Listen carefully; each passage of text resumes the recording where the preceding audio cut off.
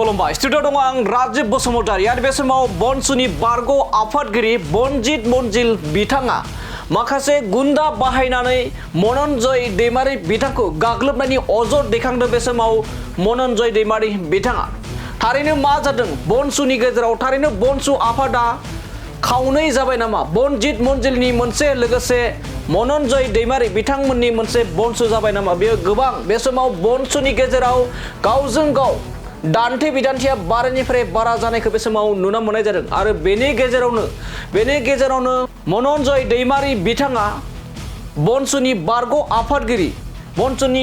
आफादगिरि बनजित मनजिलनि सायाव गिदिर अजद दैखांदों। बे अजद दैखांनाय बायदिब्ला बनसुनि बोसोनगिरि मनन्जय दैमारिखौ गुन्दा बाहायनानै फुंबिलि समाव गाग्लोबनायनि थांखि एबा अजद होदों बे समाव मनन्जय दैमारि बिथाङा। आरो बिथांनि सायाव बे समाव मनन्जय दैमारि बिथाङा बनसुनि बारग' आफादगिरि बनजित मनजिल बिथांनि सायाव एफआइआर होबाय होननानै बे समाव अजद दैखांदों एबा बाथ्रा बुंदों खौरांगिरि मेल लानानै बे समाव मनन्जय दैमारि बिथाङा बनसुनि बारग' आफादगिरि जा बनजित मनजिल बिथांनि सायाव अजद दैखांदों दि बनजित मनजिल बिथाङा माखासे गुन्दा बाहायनानै मनन्जय दैमारिखौ बे समाव एटेक खालामनो थाखाय मानसि बाहायदों एबा गाग्लोबनायनि अजद होदों बे समाव मनन्जय दैमारि बिथाङा। बे समाव फिन फोरमायबावोदि बनजित मनजिल बिथाङा माखासे मानसि बाहायनानै, सुबुं बाहायनानै एबा गुन्दागिरि बाहायनानै मनन्जय दैमारिया आंखौ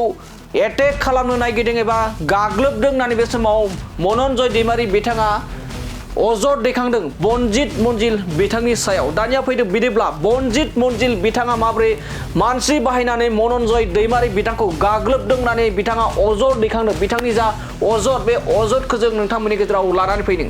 आं बुङो नोंथांनि आन्दोआव सोर दं? नोंथांजोंथ' बनसुनि रावबो गैया।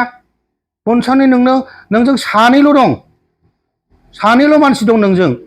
माखौ लानानै आंखौ एटाक खालामदों? आं दिनै बर' रायजो राजाफोरनिसिम बेखौनो खेंफोरथि होनो नागिरदों। आं बायद'आवसो बनजित मनजिल बसुमतारीखौ आं दिनै बखिनो बायद' जाबाय। आं बिदि गोसो गैयामोन, थेवबो आङो बुंनांगौ बायद' जाबाय। आं मालाबाबो फ्रन्टआव फैयाखैमोन। बे आफादा बयनिबो थाखाय बर' रायजोनि सिमां, देरसिन सिमां बड'लेण्डखौ लाबोनाय, बड'लेण्डनि थाखाय, बड'लेण्ड दाबिनायनि थाखाय खामानि मावनाय, बड'लेण्डखौ मोगथाङाव जाफुंहोनाय बिसोर। बिथांमोना साबैसेमोन? बिथांमोना एराउन्ड 10 जन दं, खिन्थु नन बनसुनि मानसिजोबमोन।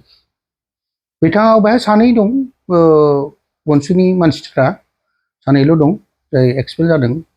सेक्रेटारिबो साथाम जागोन आरो सेक्रेटारिखौ लाफानानै। मा समाव आरो बबे जायगायाव? बिथांमोना थारमाने दा इलेक्सन माबानि नामाव, दिल्ली प्रग्रामनि नामाव बहुद कालेक्सन खालामगासिनो दंथ'।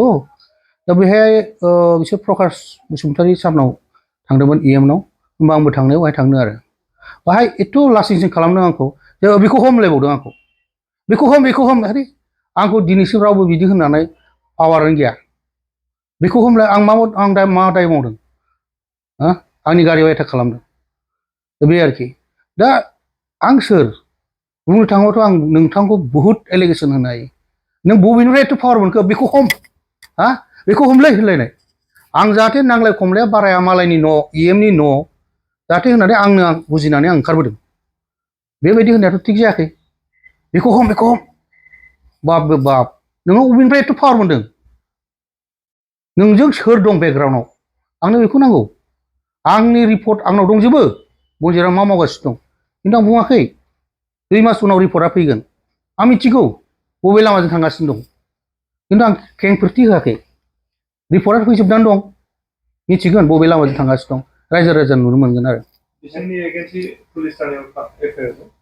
येस, एफआइआरआ सानथामसो सिगाङाव होदोंमोन, खिन्थु आङो गावनिनो मानसि होननानै आङो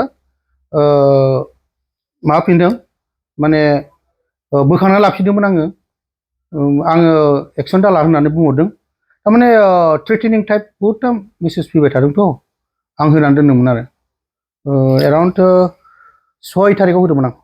खिन्थु आङो गावनिनो मानसि, मा खालामनो दे, बेफोर आइडिया जाखायो स्टार्टिङावथ' माने बिदिनो जागोन होननानै आं हजम खालामना थादों, बुङाखै। खिन्थु दिनै आङो हैफिननाय जाबाय आरो हैफिनबाय एक्टिभ खालामफिननाय जाबाय रेजिस्टार जादोंबाबो दा पुलिसा माने गावसोर दाय बिजिरसिगोन आरो आं बुंदों बिहाइन्ड दा गेम सोर दं बनजितजों सोर बेनो पावार होदों एथ' आं माबानो आंखौल' मानो बांसिन टारगेट खालामदों आंनि इमेजखौ मानो एथ' माबा खालामनो नागिरदों बेलाय आरो सिन्डिकेटसिम इनस्टिगेसन हैनो हालायलाय मा दं बेहालाय आंजोंलाय मा क्रास दं ओंखायनो आं स्टेटासआवनो साननै दामना लादों आंनि बे जे